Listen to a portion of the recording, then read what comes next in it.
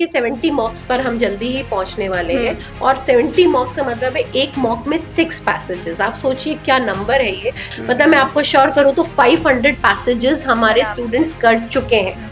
Forget everything. Just you have to say, I would remember that line of the film, all is well.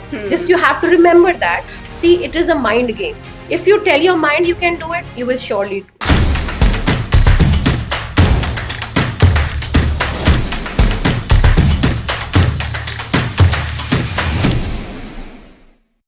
Ma'am CLAT में सबसे important होता है English because it's like the foundation and now क्योंकि अब comprehension based हो गया है तो अगेन कॉम्प्रीहेंशन आरसी बहुत इंपॉर्टेंट होता है। तो अक्सर स्टूडेंट को जिसमें कंफ्यूजन आती है एक तो होती है इंटरप्रिटेशन में। बहुत सारे इश्यूज इस वीडियो में मैं आपसे पूछने वाली हूँ बट जब इंटरप्रिटेशन की बात की जाए तो उस पर क्या रहना चाहिए? Yeah, interpretation is something which is just a subjective matter. First, you have to read the question very carefully, precisely, accurately and conscientiously. कई बार question में students keywords miss कर देते हैं, इसलिए I always ask in the class, whether online or offline, to have a pencil in your hand. Today itself, I solved a doubt. The student saying, "Ma'am, the whole passage is about this, the bazaars of Calcutta." But the question was, what is the least likely to be the title of the passage? So we can just eliminate small little things by just carrying a pencil in our hand. Very simple trick, and just underlying the keywords. Writer is trying to say, what is the inference, or what is the writer trying to say in this? The strengthening point, is it a weakening? Like sometimes it is given that you must try to say undermine the argument, or if it is something says what would the writer not disagree with.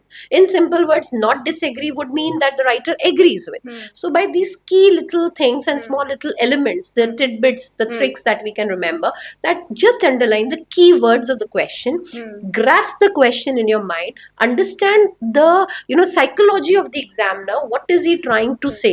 Sometimes it is like what is Feeney, a particular writer, is saying, or what is the author's viewpoint, and it is given directly that Feeney says this inverted commas, and students just mark it and say that, ma'am, it is given directly, but they just miss it. It's not asked what is the psychologist saying.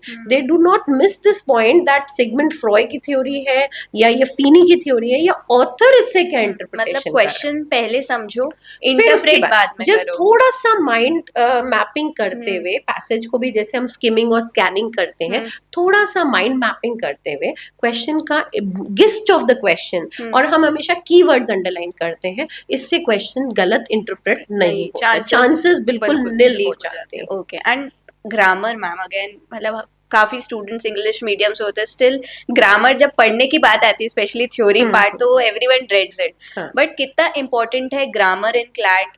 The students who are dreadful of grammar, kind of something which is a ray of hope. Grammar बहुत कम आता है. Before the exam also we will have a grammar class. It's a great demand. Only you can rely on LPT notes on grammar, that I can say, because there is going to be a chance of only 1 or 2 questions of grammar. Okay, amazing. And ma'am दूसरी चीज, जैसे बहुत सारे concept होते हैं, जैसे tones हो गए, तो टोन्स में एनालिटिकल टोन्स होती है, एक्सप्लेनेटरी टोन्स होती है, उसमें भी स्टूडेंट्स बहुत कंफ्यूज रहते हैं, उसको कैसे डिफरेंशिएट करें? एक्चुअली हमने बहुत सारे वीडियो स्टोन्स पे बनाए, और इनफैक्ट जितनी अपनी विजयपथ और अग्निपथ और कहा जाए तो मैराथन्स और जितने हुए हैं, इस पे हमने स्ट्रेस किए, बट आई थिंक एक फोबिया है उनके माइंड में इसको लेकर, बट मैं इसको एक सिंप्लीफाई मेथड से कराती हूँ। एनालिटिकल वर्ड अगर आप देखें तो एनालिटिकल का मतलब होता है एनालिसिस करना। तो एनालिसिस क्या करते हैं, जैसे अपन मॉक का एनालिसिस करते हैं तो उसमें मेरिट्स और डीमेरिट्स देखते हैं, like I did this question right, and where are my weaknesses, flaws और demerits, where I am lacking इन.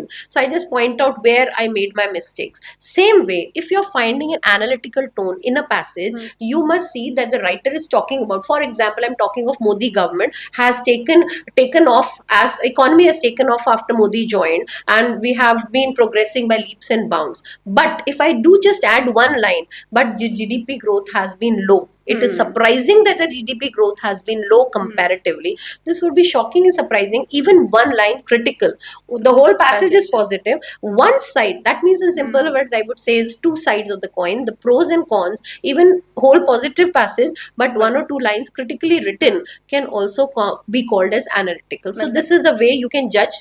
वो आई थिंक स्टूडेंट को तभी आएगा जब वो कंसिस्टेंटली प्रैक्टिस करेगा, एंड मेरे ख्याल से आप देखिए 70 मॉक्स पर हम जल्दी ही पहुंचने वाले हैं, और 70 20 मॉक से मतलब है एक मॉक में 6 पैसेजेस। आप सोचिए क्या नंबर है ये, 7 6 42, 420 passages besides that class sheets. मतलब मैं आपको श्योर करूं तो 500 पैसेजेस हमारे आराम से। स्टूडेंट्स कर चुके हैं।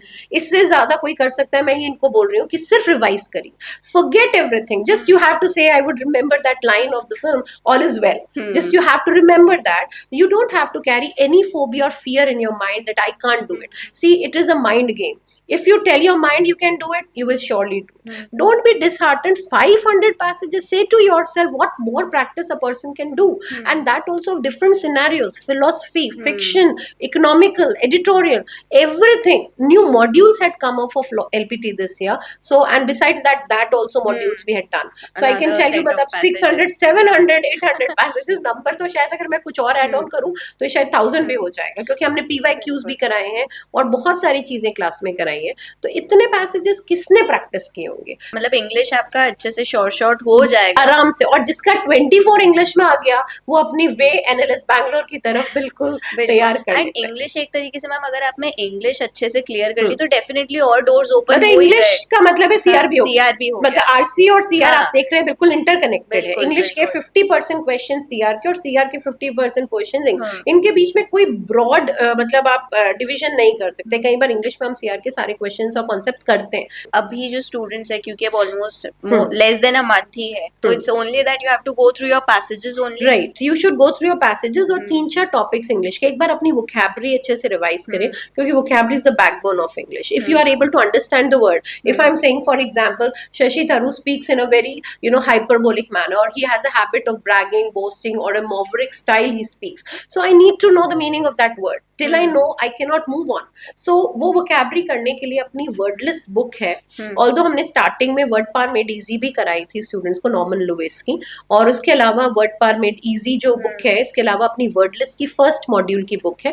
अब जितना टाइम है ये मत सोचिए कि बुक कैसे होगी। इसके अलावा रूट मेथड कराया मैंने क्लास में कि AB रूट का मतलब मूव अवे है, AC रूट का मतलब शार्प है, या फिर एम्बी वर्ड ले रहे हैं तो टू सेंस में, तो इससे बेसिक मीनिंग निकल जाता है। अगर हम कहते हैं ही इज एम्बीडेक्स्ट्रस, मतलब Aamby means to, Dexter skill, तो you have a skill of using both hands. तो इससे आप अच्छी तरह से ग्रास्प कर पाएंगे मीनिंग। एक बार रूट्स हमारी इसकी पूरी वोकैबुलरी की लिस्ट बनी हुई है, प्ले लिस्ट लॉ प्रेप के यूट्यूब पे वीडियो चैनल पे।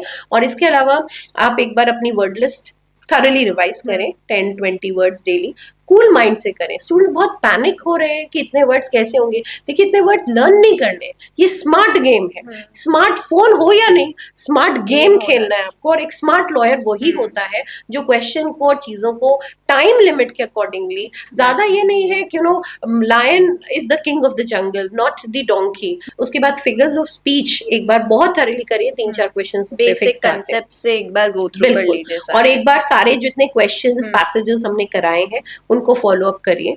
डाउट्स और प्रॉब्लम्स के लिए अवेलेबल रहते हैं हमेशा ही टीचर्स, और जो भी प्रॉब्लम्स आती है एक बार मॉक्स भी थॉरली रिवाइज कर ले तो वो अपने लिए बहुत अच्छी एक कंफर्मेशन कर लेता है NLU के। Okay okay.